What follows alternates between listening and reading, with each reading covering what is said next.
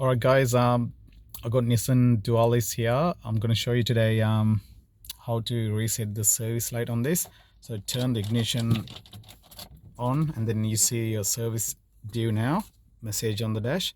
So then you keep press once, keep pressing,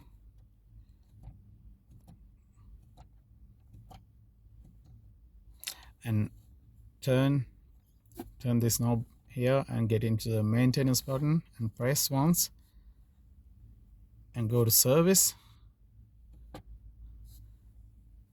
and go reset, and you saw that it's 0 to 10,000, and you go back, press again, and if you have done the tires or rotate or anything, you can reset that too.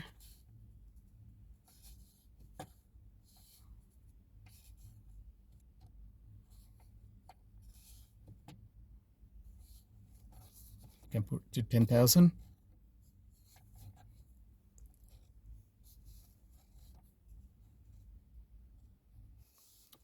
And then press again and exit and turn the ignition off and ignition back on and start the car, and the service light disappeared.